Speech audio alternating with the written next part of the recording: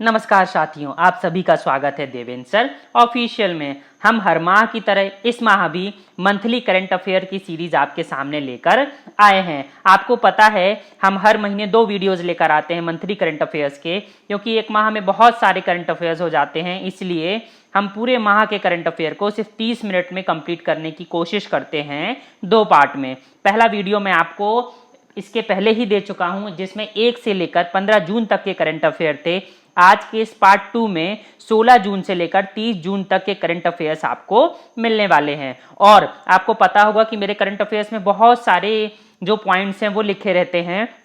ये इसलिए मैं लिखता हूं ताकि अगर कोई यूपीएससी का बच्चा है या कोई पीएससी में मेंस लिखने वाला बच्चा है तो वो आसानी से उस टॉपिक के बारे में क्वेश्चंस लिख सके। जैसे कि मध्य प्रदेश पीएससी में 3 नंबर के क्वेश्चन आते हैं, तो वो भी आप एक टॉपिक से कंप्लीट कर सकते हैं, क्योंकि मैं इसमें पॉइंट वाइज नीचे चीजों को लिख देता हूं। अगर आप उसको लिखना चाहते हैं, पढ़ना चाहते हैं, तो वीडियो को बीच में पॉज कर लीजिएगा, रोक लीजिएगा और पढ़ लीजिएगा। मेरे पास बहुत लिमिटेड समय है, सिर्फ 30 मिनट का, तो मैं यहाँ पर ज्यादा से ज्यादा प्रश्नों को जल्दी जल्दी कराने की कोशिश करूंगा। और मैं फिर से बोलना चाहूंगा, 15 दिनों के करंट अफेयर सिर्फ 30 मिनट में करने का तात्पर्य है आपको सिर्फ क्रीम मिलने वाली है। इट मींस जहां से सीधे सीधे प्रश्न आपके क्वेश्चन पेपर में आने वाले हैं। तो मिस मत करिएगा एक भी क्वेश्चन को, ध्यान से कंसंट्रेट होकर आप पूरे के पूरे वीडियो को देखिएगा। साथ ही साथ जब भी आप पेपर देने जाते हैं, जो भी आप पेपर देने जाते हैं, उसमें जो जीएस का पोर्शन है करंट अफेयर का, उसमें यहां से प्रश्न बनेंगे ही बनेंगे। तो आप पेपर देने से पहले पूरी मंथली करंट अफेयर्स की सीरीज सुनकर जरूर जाइएगा। और अंतिम में अगर आपको वीडियोस पसंद हो तो शेयर और सब्सक्राइब जरूर करिएगा।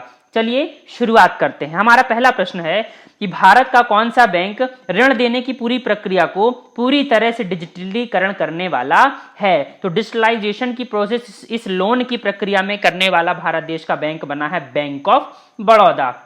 आपको पता है बहुत सारे प्रकार के लोन्स होते हैं, जैसे कि home loan, agriculture loan, MSME loan, personal loan, auto loan, education loan. हर प्रकार के लोन में यहाँ पे डिजिटलीकरण यहाँ पर बैंक के द्वारा कर दिया गया है। तो बहुत इंपॉर्टेंट है, यहाँ तक कि सत्यापन और मंजूरी भी डिजिटल प्लेटफॉर्म के जरिए ही दी जाएगी। आपको याद होगा बैंक ऑफ बड़ौदा, जो कि भारत देश का सार्वजनिक क्षेत्र का तीसरा सबसे बड़ा बैंक है, यहाँ पर विजया बैंक और देना बैंक का विलय 1 अप्रैल को ही 2020 को हुआ था, इंप्लीमेंट कर दिया गया था। मुख्यालय वडोदरा में है, एमडी सीईओ है संजीव चड्डा, और इसकी जो टैगलाइन है वो है इंडियाज इंटरनेशनल बैंक। बैंकिंग वाले बच्चे इसे लिख लें। अगले प्रश्न की तरफ चलिए। भारत के अटॉर्नी जनरल के वेणुगोपाल को कितने साल का सेवा विस्तार दिया गया है। सीधा सीधा क्वेश्चन आ जाता है कि भारत देश के अटॉर्नी जनरल कौन है। तो कौन है? के वेणुगोपाल। 1 साल का जो है वो एक्सटेंड कर दिया गया है इनका कार्यकाल। 3 साल का कार्यकाल था। 30 जून 2017 में इनकी नियुक्ति की गई थी मुकुल रोहतगी के स्थान पर। इट मींस 2020 को खत्म होना था, लेकिन 1 साल का कार्यकाल का विस्तार मिल गया है के वेणुगोपाल को। आपको पता है भारत देश बहुत बड़े बड़े पॉलिसी मेकिंग से संबंधित मुद्दे आए, वहां पर बहुत अच्छे से के वेणुगोपाल जी ने सरकार का पक्ष कोर्ट के सामने रखा था। अगले प्रश्न देखिए। 2016 की लोकप्रिय film MS Dhoni the untold story में धोनी की भूमिका के लिए खासे प्रसिद्ध किस अभिनेता का हाल ही में निधन हो गया है। तो बॉलीवुड अभिनेता सुशांत सिंह राजपूत, जिन्होंने बहुत रिमार्केबल एक मूवमेंट दिया था एमएस धोनी की जो मूवी में धोनी का, उनकी क्या है, मृत्यु हो गई है या निधन हो गया है। अब फांसी लगाकर वो खत्म हुए हैं, अभी समझ में नहीं आ रहा है, अभी तक किसी प्रकार का ऐसा एविडेंस नहीं मिला कि उन्होंने आत्महत्या करी है कि और कोई वजह है। हालांकि विपक्षी पार्टियों की तरफ से सीबीआई जांच की मांग की जा रही है। महत्वपूर्ण यह इसलिए हो गया है क्योंकि जब से सुशांत सिंह राजपूत मरे हैं तब से नेपोटिज्म, परिवारवाद वर्सेस न्यू कमर्स का जो झगड़ा है, जो एक्चुअल में बॉलीवुड में देखा जाता है, वह एकदम से सामने, मीडिया के सामने और आम जनता के सामने आ गया है। इसलिए यहां से प्रश्न बनने की संभावना बनती है। तो हम चलते हैं अगले प्रश्न की तरफ। अमेरिकी सैन्य अकादमी से स्नातक की उपाधि पाने वाला पहला सिख कौन बनी है। तो अमेरिकी सैन्य अकादमी से ग्रेजुएट होने वाली पहली महिला सिख, यहां पर देखिएगा, यहां पे फीमेल ने यह ओहदा प्राप्त किया है। उनका नाम है अनमोल नारंग। 2nd लेफ्टिनेंट के पद से ये क्या है, सुसज्जित हो चुकी हैं। आप देख सकते हैं पास आउट हो चुकी हैं। तो भारतीयों के लिए यह गर्व का समय है। आपको पता है सिख धर्म से जो सबसे ज्यादा प्रश्न पूछे जाते हैं उनके 10 गुरुओं से पूछे जाते हैं। यहाँ पे पहले गुरु हैं आपके गुरु नानक, उसके बाद आखिरी वाले आप देख सकते हैं सबसे टॉप फ्लोर में दिख रहे हैं आपको गुरु गोविंद सिंह, जिन्होंने खालसा पंथ की स्थापना की थी। चलिए अगले प्रश्न की तरफ चलते हैं। देश के पहले ऑनलाइन डिलीवरी गैस आधारित या गैस ट्रेडिंग प्लेटफॉर्म का नाम बताइए, जो अभी अभी ही क्या है, इनॉग्रेट किया गया है। तो भारत देश का पहला यह गैस ट्रेडिंग प्लेटफॉर्म बना है IGX, इंडियन गैस एक्सचेंज। बहुत महत्वपूर्ण है। जिस प्रकार से शेयर मार्केट में खरीद फरोख्त की जाती है, वैसे ही गैसेज से संबंधित यह प्लेटफॉर्म भारत सरकार के द्वारा जारी किया गया है। बहुत दिनों से इसकी प्रोसेस की जा रही थी, बहुत समय से पॉलिसी मेकिंग से संबंधित यह बात थी और 2020 में यह चरितार्थ हो गया है। आपको पता है इंडियन गैस एक्सचेंज, साथ में है आपके कौन, मंत्री महोदय धर्मेंद्र प्रधान। चलिए अगले प्रश्न की तरफ चलते हैं। Global partnership on artificial intelligence GPAI या GPA में बतौर संस्थापक सदस्य के रूप में कौन से देश शामिल हुए हैं? तो बहुत महत्वपूर्ण यह संगठन, अंतरराष्ट्रीय संगठन। इसमें भारत, अमेरिका, ब्रिटेन, यूरोपीय संघ, Australia, Canada, France, Germany, Italy, Japan, Mexico, New Zealand, Korea और सिंगापुर जैसे बड़े बड़े देश शामिल हुए हैं। महत्वपूर्ण यह है कि भारत देश global partnership on artificial intelligence में बतौर संस्थापक सदस्य के तौर पे शामिल हुआ है। इसका उद्देश्य क्या है? इसका उद्देश्य है आर्टिफिशियल इंटेलिजेंस के जिम्मेदारी पूर्ण विकास और मानवाधिकारों से संबंधित कामों का क्या करना, बढ़ावा देना, नवाचार करना और शांतिपूर्वक उद्देश्यों के लिए आर्टिफिशियल इंटेलिजेंस का विकास करना। तो बहुत महत्वपूर्ण है। आप आगे भी देख सकते हैं कि इस संगठन का स्वरूप मेरे हिसाब से और बढ़ेगा और इसकी महत्ता आगे आने वाले वर्षों में, भविष्य में और भी देखी जा सकती है। भारत देश इसका संस्थापक सदस्य है, तो सक्रिय सहभागिता हमारी देखने को मिलेगी। मैं आपको बता चुका हूं, भारत देश में AI आर्टिफिशियल इंटेलिजेंस से BTech का कोर्स लाने वाला सबसे पहला संस्थान था IIT हैदराबाद। चलिए अगले प्रश्न की तरफ चलते हैं। अगला प्रश्न है, किसने world stars Sharjah online international शतरंज चैंपियनशिप जीत ली है? तो अजरबैजान के ग्रैंड मास्टर हैं शखरियार मामदीरोव, ये बने हैं इस शारजाह ऑनलाइन इंटरनेशनल शतरंज चैंपियनशिप के विनर या बादशाह। 10 में से 7.5% इन्होंने स्कोर किया था। $3000 की इनकी राशि भी पुरस्कृत स्वरूप इन्हें मिली है। और सेकंड नंबर पर आए हैं भारतीय ग्रैंड मास्टर पैंताला हरिकृष्णन। बहुत महत्वपूर्ण है, जब से लॉकडाउन लगा है तब से ये सब चीजें, खास तौर से शतरंज जिसमें बहुत ज्यादा संसाधनों की जरूरत नहीं पड़ती है, काफी बड़ी मात्रा में खेला जा रहा है। बड़ा टूर्नामेंट था, प्रश्न आने की संभावना बनती है। World star Sharjah online international chess championship 2020। अगला प्रश्न देखते हैं। भारतीय दिवाला और शोधन अक्षमता board insolvency and bankruptcy board of India ने corporate insolvency resolution and liquidation पर सलाहकार समिति का अध्यक्ष किसे नियुक्त किया है? तो उदय कोटक बने हैं इस insolvency and bankruptcy board of India के क्या अध्यक्ष। यहां पे सीधा सीधा पूछा जा सकता है इंसॉल्वेंसी से संबंधित कौन सी समिति बनी है, किसकी अध्यक्षता में समिति बनी है? तो उदय कोटक समिति का यहां पर गठन किया गया है। अध्यक्ष सहित यहां पर टोटल 14 सदस्य होने वाले हैं। और उदय कोटक के बारे में आपको पता होगा, कोटक महिंद्रा बैंक के कार्यकारी उपाध्यक्ष और प्रबंध निदेशक हैं। उदय कोटक से संबंधित एक और जानकारी मैं आपको यहां पर देना चाहूंगा कि आपको याद होगा वर्ष 2020 और 21 के लिए भारतीय उद्योग परिसंघ कॉन्फेडरेशन ऑफ इंडियन इंडस्ट्री के अध्यक्ष का पदभार भी उदय कोटक ने ही संभाला था। तो बहुत महत्वपूर्ण थे उदय कोटक। यहीं पर आपको पता होगा CII के जो उपाध्यक्ष थे वो चुने गए थे संजीव बजाज। तो आपने उदय कोटक देख लिया, एक तो उदय कोटक समिति, एक CII के अध्यक्ष उदय कोटक और CII के उपाध्यक्ष संजीव बजाज, जो बजाज फिनसर्व से आते हैं। CII confederation of Indian industry, अति महत्वपूर्ण संगठन भारत देश का। चलिए अगला प्रश्न देखते हैं। जनजातीय छात्रों के छात्रावासों के लिए ISO प्रमाण पत्र प्राप्त करने वाला देश का पहला राज्य कौन सा बन गया? बहुत महत्वपूर्ण प्रश्न हो जाते हैं ऐसे, कोई भी प्रश्न आता है कि देश का पहला राज्य या देश का पहला कुछ भी होता है वह महत्वपूर्ण हो जाता है। तो उड़ीसा राज्य बना है जनजातीय छात्रों को छात्रावासों के लिए ISO प्रमाण पत्र प्राप्त करने वाला देश। मिशन सुविधा परियोजना के तहत ये सब किया जा रहा है और SC/ST कल्याण के तहत ये पूरा का पूरा कार्य किया जाएगा। भुवनेश्वर की राजधानी आपको पता है उड़ीसा है, मुख्यमंत्री नवीन पटनायक, राज्यपाल है गणेशी लाल। आपको याद होगा कुछ दिन पहले ही उड़ीसा का एक नया राष्ट्रगान या राज्यगान का दर्जा प्राप्त हुआ था वंदे उत्कल जननी गाने को, जिसको 1912 में कांति कवि लक्ष्मीकांता महापात्रा के द्वारा गाया गया था। बहुत महत्वपूर्ण है। इसके अलावा आपको यह भी याद होगा कि जो यहाँ के मुख्यमंत्री है नवीन पटनायक, उन्हें पैटा के द्वारा हीरो टू एनिमल अवार्ड 2020 दिया गया। तो भूलिएगा मत, जगन्नाथ मंदिर के लिए भी प्रसिद्ध है हमारा उड़ीसा राज्य। अगला प्रश्न देखते हैं, भारतीय क्रिकेट कंट्रोल बोर्ड में बतौर आचरण अधिकारी और लोकपाल के रूप में कौन कार्य कर रहा है? तो सुप्रीम कोर्ट के पूर्व न्यायाधीश थे जस्टिस डी.के. जैन, इन्हें ही लोकपाल या ओम्बुड्समैन बनाया गया था। किसका? बीसीसीआई का। आपको पता है 2019 में इन्होंने पदभार संभाला था, इनका कार्यकाल फिर से एक्सटेंड कर दिया गया है। तो कई बार पहले भी इनसे क्वेश्चन बन चुका है, आगे भी जस्टिस डी.के. जैन से क्वेश्चन बनेगा। यहीं पे अपन देखते हैं क्रिकेट से संबंधित एक और प्रश्न। देखिए, अंतरराष्ट्रीय क्रिकेट परिषद के एम्पायरों के एलीट पैनल में किस भारतीय एम्पायर को शामिल किया गया है? तो नितिन मेनन है, इन्हें ही इंटरनेशनल क्रिकेट काउंसिल के एम्पायरों के एलीट पैनल में शामिल किया गया है नेक्स्ट सेशन, इट मींस 2020 और 21 के लिए। अच्छा खासा इनका अनुभव है और इस प्रतिष्ठित पैनल में यह जगह बनाने वाले तीसरे भारतीय बने हैं। आप देख सकते हैं भारतीय एम्पायर को। अगला प्रश्न देखिए, इसी से संबंधित है क्रिकेट से, कि हाल ही में विजडन इंडिया के द्वारा किए गए एक सर्वेक्षण के अनुसार किस क्रिकेटर को अब तक का सबसे महान भारतीय टेस्ट बल्लेबाज बनाया गया है? तो बिल्कुल हतप्रद करते हुए, सचिन तेंदुलकर को पीछे पछाड़ते हुए राहुल द्रविड़, जिन्हें दी वॉल के नाम से जाना जाता है, यह भारत के सबसे महान भारतीय टेस्ट बल्लेबाज बन गए। अंतिम दौर पे जो वोटिंग हुई थी वहां पर 52% के साथ इन्होंने जो 16 कैंडिडेट थे उनको भी पीछे पछाड़ते हुए क्या है, बेस्ट टेस्ट प्लेयर बन गए हैं भारत देश के राहुल द्रविड़। आपको पता होगा बीसीसीआई के द्वारा एक फेस मास्क कार्यक्रम चलाया गया था कोरोना से संबंधित, उसी का मैंने स्क्रीनशॉट यहां पर सामने रखा है। बीसीसीआई के अध्यक्ष हैं सौरव गांगुली। पहले जो है वो खेल से संबंधित क्या है, व्यक्ति का यहाँ पर अध्यक्ष होना बहुत अच्छी बात है। इससे पहले पॉलिटिशियन, समाज सेवी ये सब कार्य निभाया करते थे। अगला प्रश्न देखिए, प्रधानमंत्री के नागरिक सहायता और आपातकालीन स्थिति में राहत, it means prime ministers citizen assistance and relief in emergency situation, जिसे शॉर्ट में पीएम केयर्स के नाम से जाना जाता है, कि फंड के ट्रस्टियों ने किस फर्म को अगले 3 वर्षों के लिए अपना ऑडिटर नियुक्त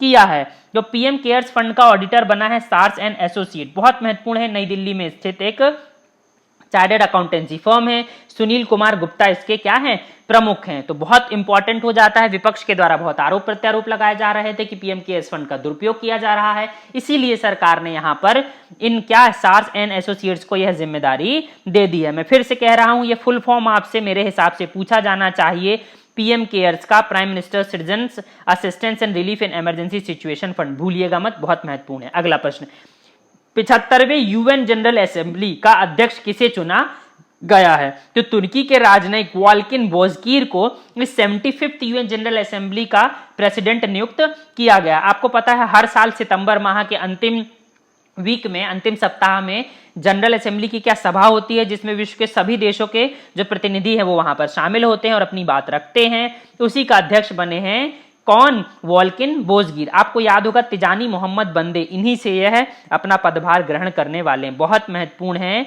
यह क्या है, अजरबैजान के हमारे राजनयिक महोदय, एम्बेसडर महोदय वॉल्किन बोजगीर। आपको यहीं पर मैं बताना चाहूंगा, ये देखिए आप मेन बिल्डिंग भी देख सकते हैं कि संयुक्त राष्ट्र सुरक्षा परिषद यूएनएससी के निकाय अध्यक्ष के रूप में भारत कब कार्य करेगा? तो भारत कार्य करने वाला अगस्त 2021 में। एक्चुअल में होता यह है कि यूएनएससी इट मीन संयुक्त राष्ट्र की जो सुरक्षा परिषद है, सिक्योरिटी काउंसिल है, उसमें 15 सदस्य होते हैं और बारी बारी से ये अल्फाबेट, इंग्लिश के अल्फाबेट के क्रम में अपनी अध्यक्षता ग्रहण करते हैं एक एक माह के लिए। तो आपको याद होगा भारत देश हाल फिलहाल 4 देशों के साथ में क्या बना था, यूनाइटेड नेशन सिक्योरिटी काउंसिल का अस्थायी सदस्य। किन 3 देशों के साथ? आयरलैंड, मैक्सिको और नॉर्वे।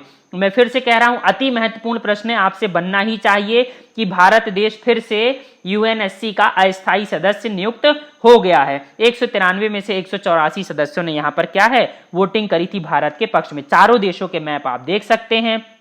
इससे पहले आपको पता है भारत देश 50, 51, 67, 68, 72, 73, 77, 78, 84, 85, 91, 92, 11, 12 को भी अस्थायी सदस्य रह चुका है। भारत देश के स्थायी प्रतिनिधि हैं यूएन में टीएस त्रिमूर्ति। आप देख सकते हैं किस प्रकार से सीटों का एलोकेशन किया जाता है। यहाँ पे पांच जो स्थायी सदस्य हैं उनके मैप, साथ में आप उनका राष्ट्रीय चिन्ह देख सकते हैं। 193 देशों के जो सदस्य उनका मैप देख सकते हैं। बीचों बीच है प्यारा भारत महान। अगले प्रश्न की तरफ हम चलते हैं। भारत के द्वारा जलवायु संकट की स्थिति पर देश की पहली राष्ट्रीय रिपोर्ट किस शीर्षक से जारी की गई है? देखिए फिर से यहां पर क्वेश्चन आ गया, देश की पहली नेशन रिपोर्ट, नेशन से इंटरेस्टेड, भारत देश के हित से संबंधित जलवायु संकट से संबंधित एक रिपोर्ट है जिसका शीर्षक रखा गया था assessment of climate change over the Indian reason, अर्थात भारतीय क्षेत्र पर जलवायु परिवर्तन का आकलन रिपोर्ट। यह पृथ्वी विज्ञान मंत्रालय, मिनिस्ट्री ऑफ अर्थ साइंसेस के तत्वाधान में जारी की गई है। बहुत महत्वपूर्ण है, आपको पता है जलवायु का बहुत बड़े स्तर पर प्रभाव पड़ता है भारत देश के सामाजिक, आर्थिक, राजनीतिक हर प्रकार की परिस्थिति पर, इसीलिए यह रिपोर्ट जारी की गई है। पृथ्वी विज्ञान मंत्री आपको पता है कौन है?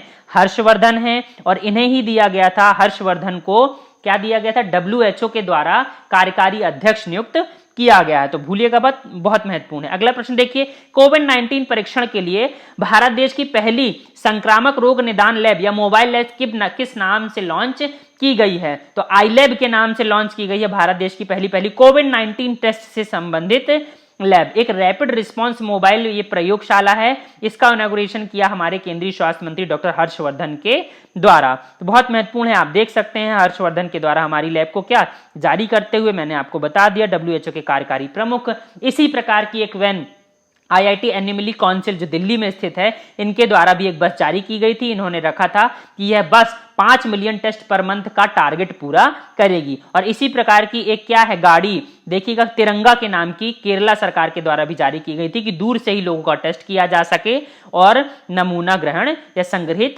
किया जा सके। अगला प्रश्न देखिए, नेशनल हेल्थ कार्ड या health care supply chain portal, जिसे आरोग्य पथ के नाम से जाना गया था, किसके द्वारा जारी किया गया? तो आरोग्य पथ जारी किया गया CSIR के द्वारा। सर्वोदय इन्फोटेक और हेल्थ केयर इसेंशियल्स के साथ साझेदारी के तौर पर विकसित किया गया है।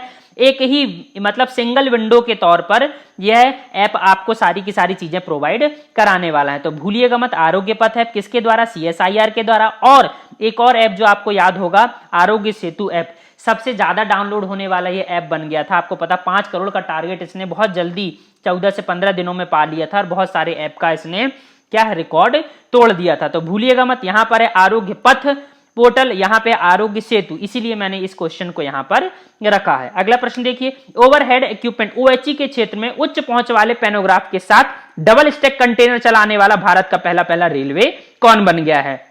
तो पश्चिमी रेलवे, जो भारतीय रेलवे के 18 जोन्स में से एक है, इन्होंने ही चलाया है यह डबल स्टैक कंटेनर वाला रेल। दुनिया भर में महत्वपूर्ण क्यों है? ये दुनिया भर में अपनी तरह की पहली R&D है, रिसर्च एंड डेवलपमेंट इनिशिएटिव लिया है भारत के देश ने, और इसीलिए यह रिकॉर्ड कायम हुआ है। गुजरात के पालनपुर और बोदाड स्टेशन के बीच जारी किया गया। मुझे ऐसा लगता है ये 2 स्टेशन का नाम आपसे बड़े पेपरों में पूछा जा सकता है। OHA की लंबाई है 7.57। आप देख सकते हैं एक ही ट्रेन में डबल कंटेनर लगा दिए गए हैं, और आप देख सकते हैं जो इलेक्ट्रिक लाइन है वो काफी ऊंची कर दी गई है, इसे ही कहा जा रहा है 7.57 मीटर। तो अपने आप में यह देखिए, एक ही ट्रेन से 2 ट्रेनों का काम किया जा रहा है, बहुत महत्वपूर्ण है, खास तौर से भारत देश की माल की आवाजाही से संबंधित। 18 जो जोन है रेलवे के, आप उनको सामने देख सकते हैं। इनको याद करने के लिए एक मैप बनाया जाता है, आप उसको देख सकते हैं। आप देख सकते हैं रेलवे के चेयरपर्सन विनोद कुमार यादव को, आप देख सकते हैं रेलवे मंत्री भारत देश के पीयूष गोयल को। अगला प्रश्न, भारत ने सभी सहकारी बैंकों को किसकी निगरानी में रखने के लिए अध्यादेश लाने की घोषणा करी है? तो भारतीय रिजर्व बैंक के अंडर में होंगे अब सारे के सारे कोऑपरेटिव बैंक। बहुत महत्वपूर्ण मुद्दा है यह। आपको पता जब क्या है नोटबंदी की गई थी, उसी समय से काफी यहां पर सहकारी बैंकों को RBI के अंडर में लाने की बात की जा रही थी, और आखिर में यह फैसला अब ले लिया गया है। 1,500 से ज्यादा सहकारी बैंक है, शहरी सहकारी बैंक है, और 58 बहु राज्य सहकारी बैंक हैं जो अब RBI के अंडर में आने वाले हैं। महत्वपूर्ण क्यों है? महत्वपूर्ण इसीलिए है कि लगभग 5 ट्रिलियन रुपए की राशि यहां पर रखी हुई है। ध्यान रखिए, 5 ट्रिलियन रुपए बहुत इंपॉर्टेंट है। साथ ही साथ 86 मिलियन से अधिक जमाकर्ताओं की पूंजी भी यहां पर रखी गई है।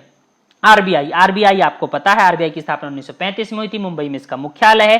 शक्तिकांत दास इसके गवर्नर है, 25वें IAS अधिकारी थे पहले। यहीं से एक और क्वेश्चन आप कंप्लीट करिए। हमारे पूर्व गवर्नर उर्जित पटेल बने हैं NIPFP national institute of public finance and policy के नए अध्यक्ष। बहुत महत्वपूर्ण यह इकोनॉमिक थिंक टैंक है जिसके अध्यक्ष बनाए गए हैं हमारे उर्जित पटेल। तो भूलिएगा मत, शक्तिकांत दास हमारे गवर्नर और उर्जित पटेल NIPFP के अध्यक्ष। अगला प्रश्न देखिए, अंतरराष्ट्रीय मुद्रा कोष इंटरनेशनल मॉनेटरी फंड ने भारतीय अर्थव्यवस्था के फाइनेंशियल ईयर 2021 में कितने प्रतिशत की गिरावट का अनुमान लगाया है? तो 4.55 मतलब लगभग 4.5% का गिरावट का अनुमान लगाया है। किसने? आईएमएफ ने। यह कह रहे हैं कि हिस्टोरिक मतलब अब तक की भारत की सबसे बड़ी ऐतिहासिक मंदी ये साबित हो सकता है। कोरोना की वजह से इकोनॉमी का जो संकुचन है लगभग 4.5% का, देखिए बहुत बड़ा यहां पर संकुचन देखने को मिल रहा है। यह प्रश्न हमेशा पूछा जाता है कि वर्ल्ड आउटलुक या वर्ल्ड इकोनॉमिक आउटलुक रिपोर्ट किसके द्वारा जारी की जाती है? यूपीएससी में 2-3 बार क्वेश्चन बन चुका है, पीएससी में बन चुका है, वनडे एग्जाम में, हर जगह पर यह प्रश्न मैंने देखा है कि वर्ल्ड इकोनॉमिक आउटलुक किसके द्वारा जारी की जाती है। तो ये फोटो को आप अपने दिमाग में बैठा लीजिए, इंटरनेशनल मॉनेटरी फंड के द्वारा जारी की जाती है वर्ल्ड इकोनॉमिक आउटलुक, जिसका इस बार का शीर्षक था ग्रोथ या आप देख सकते हैं a crisis like on other and a certain क्या है? रिकवरी। आप देख सकते हैं उन्होंने पूरा का पूरा प्रोजेक्शन रखा है ग्लोबल इकोनॉमी का, एक एडवांस जो विकसित देश है उनका और जो विकासशील देश हैं उनका पूरा का पूरा प्रोजेक्शन सामने है, भूलिएगा मत। अगला प्रश्न यहां पर देखिए, इकोनॉमी से संबंधित है। मूडीज इन्वेस्टर सर्विस ने अपनी रेटिंग को कितना बताया था वित्त वर्ष 20 के लिए? मैंने यहीं पर कंटिन्यूटी में प्रश्न रख दिए हैं इससे संबंधित, ताकि आप भूले ना। तो 3.1% यहां पर गिरावट का अनुमान लगाया था मूडीज की क्या है एजेंसीज ने। इसके अलावा आपको पता होगा मूडीज ने भारत देश की सॉवरेन रेटिंग को Baa2 से घटाकर Baa3 कर दिया था। इसके अलावा आपको याद होगा फिच ने भारत की सॉवरेन रेटिंग को जितनी उतनी में ही बरकरार रखा था BBB- में, और credit rating agency Standard and Poor's ने भी भारत की सॉवरेन रेटिंग एजेंसी को यहां पर बरकरार रखा था BBB- ने। तो 4-5 क्वेश्चन मैंने आपको यहां पे इकोनॉमी से बता दिए हैं, समझा दिए हैं, सॉवरेन रेटिंग भी मैंने आपको समझा दी है, बहुत महत्वपूर्ण है। अगला प्रश्न देखिए, बाजार या भारत की पहली बाजार पूंजीकरण के आधार पर 11 लाख करोड़ रुपए की कौन सी कंपनी बन गई है? तो इस ऐतिहासिक कीर्तिमान को प्राप्त करने वाली भारत देश की पहली कंपनी बनी है रिलायंस इंडस्ट्रीज लिमिटेड, RIL। शेयरों में बढ़ोतरी हुई लगभग 6.23%, तभी से इसका जो मार्केट कैपिटलाइजेशन है वो एकदम से बढ़ गया और 11 लाख करोड़ रुपए के यहां पर एक देख सकते हैं आप कितनी जल्दी ग्रोथ रेट हो गया। फरवरी 2017 में 4 लाख करोड़ की कंपनी थी और आज 2020 में 11 लाख करोड़ रुपए हो सकी। बड़ी बड़ी वैश्विक कंपनियों को भी इसने पीछे छोड़ दिया है। मुकेश धीरूभाई अंबानी की है यह कंपनी रिलायंस इंडस्ट्रीज लिमिटेड। अगले प्रश्न में चलिए, हाल ही में बीपीआर विट्ठल का निधन हो गया है, वे किस लिए प्रसिद्ध थे? तो वयोवृद्ध अर्थशास्त्री थे, 1950 बैच के आईएएस अधिकारी, 10वें वित्त आयोग के सदस्य भी ये रहे, बहुत सारे पुरस्कार से भी सम्मानित हैं। मैं यहीं पर आपको वित्त आयोग बताना चाहूंगा। वित्त आयोग आपको पता होगा वित्त से संबंधित, केंद्र और राज्य में बंटवारे से संबंधित यह अपनी सिफारिश रखता है। जो सबसे लेटेस्ट वित्त आयोग है वो है 15वां वाला वित्त आयोग, जिसका गठन 2017 में किया गया था, जो रिकमेंडेशन करेगा 2020 से 2025 के बीच में। किसकी अध्यक्षता में?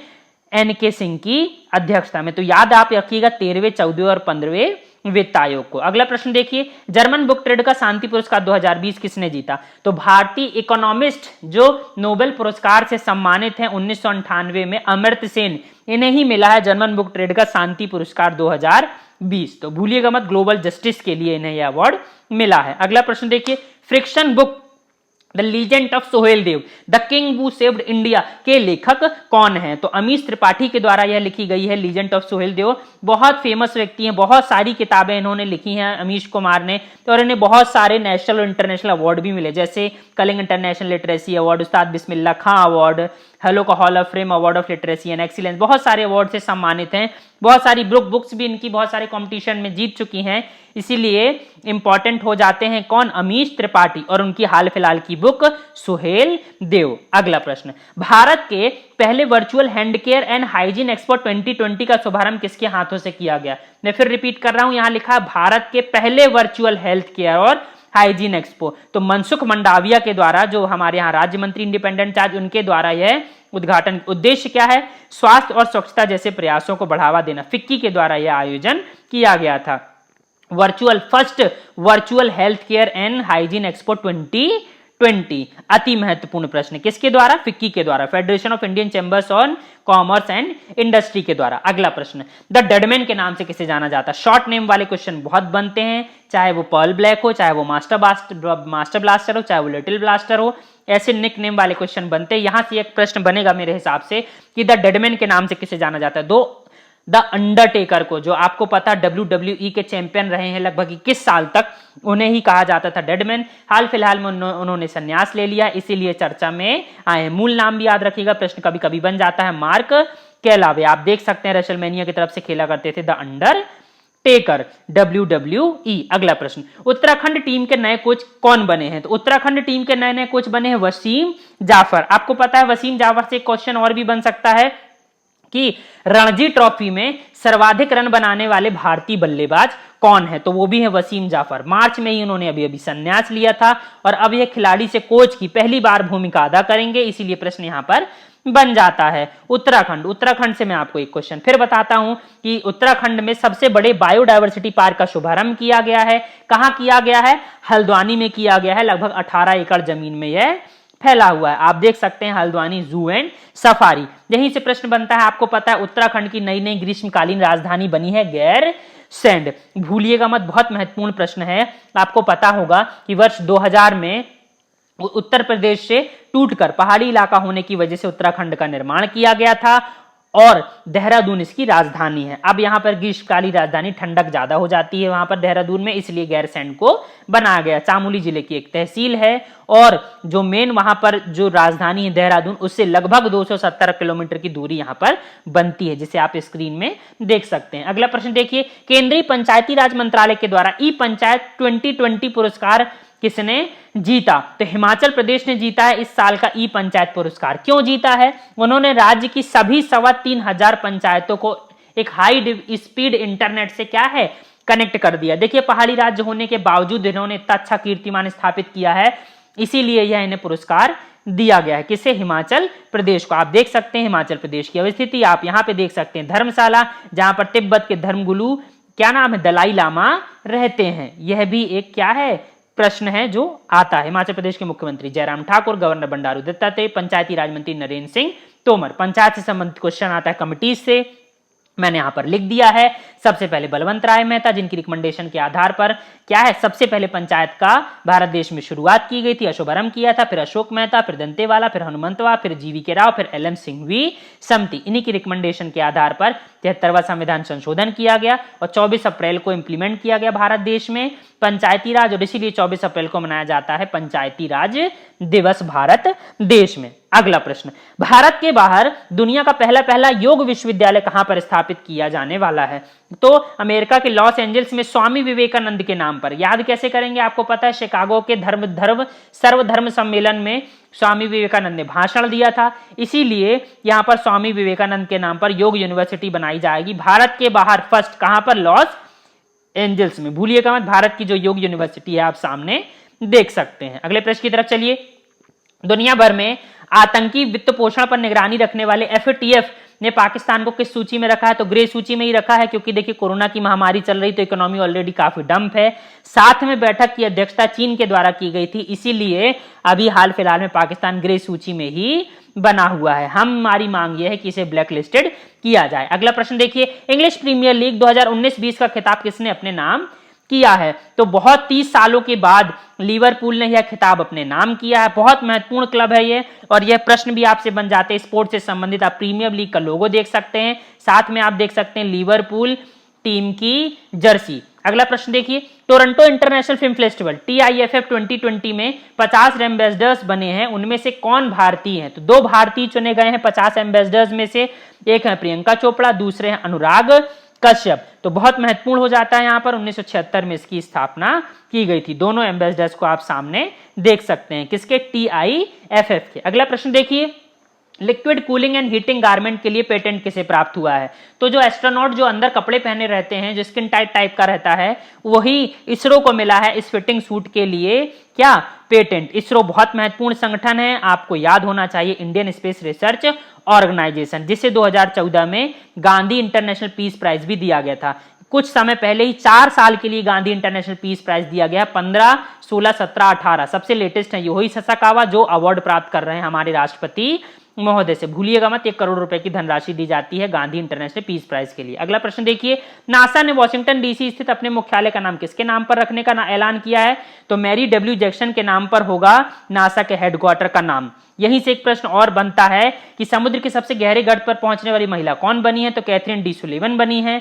महत्वपूर्ण क्यों है? क्योंकि अंतरिक्ष में चलने वाली पहली अमेरिकी महिला थी। जो किसकी सदस्य थी? नासा की। तो एक तो नासा की महिला बन गई जो मैरियाना ट्रेंच में गई है, कैथरीन डी सुलिवन, और इनके हेडक्वार्टर का नाम रखा गया है मैरी डब्ल्यू जैक्सन के नाम पर। तो भूलिएगा मत दोनों फीमेल अभिव्यक्तियों को यहां पर, या दोनों फीमेल महिलाओं को, ठीक है ना। मैरियाना ट्रेंच आप सामने देख सकते हैं, 11,033 मीटर का सबसे गहरा भाग पृथ्वी का। अगला प्रश्न देखिए, रनवे के दोनों छोरों पर स्वदेशी रूप से विकसित एविएटर वेदर मॉनिटरिंग सिस्टम स्थापित करने का भारत का पहला हवाई अड्डा कौन सा बना है? तो केम्पेगौड़ा इंटरनेशनल हवाई अड्डा जो बेंगलुरु में स्थित है, यहीं पर ये नए नए उपकरण लगाए गए, स्वदेशी उपकरण लगाए गए। अगला प्रश्न देखिए, प्रवासी मजदूरों के लिए एक जॉब प्लेटफॉर्म विकसित करने के लिए एक पैनल का गठन किसके द्वारा किया गया है? तो नीति आयोग के द्वारा किया गया है। बहुत महत्वपूर्ण प्रश्न है, आपको पता होगा जो प्रवासी श्रमिक हैं उनको काम दिलाने के लिए सब किया जा रहा है। 1 जनवरी 2015 को नीति आयोग की स्थापना योजना आयोग के जगह पर की गई थी। अध्यक्ष होते हैं पदेन प्रधानमंत्री महोदय, उपाध्यक्ष हैं राजीव कुमार और सीईओ हैं अमिताभ कांत। अगला प्रश्न देखिए, एमसीसी के 233 सालों के इतिहास में पहली महिला अध्यक्ष कौन बनी है? तो क्लेनर कोनोर बनी है। इन्होंने पहले गैर ब्रिटिश अध्यक्ष कुमार संगकारा का स्थान यहां पर लिया है। अगला प्रश्न देखिए, फीफा महिला वर्ल्ड कप 2023 की मेजबानी कौन करेगा? तो ऑस्ट्रेलिया और न्यूजीलैंड करेगा। पहली बार ऐसा हो रहा है कि 2 देश एक साथ करेंगे। पिछला वाला फुटबॉल का जो वर्ल्ड कप 2018 में रशिया में हुआ था, इस साल का या अगले साल का होने वाला है कतर 2022 में। वीडियो अच्छा लगे तो लाइक और सब्सक्राइब जरूर करिएगा। धन्यवाद।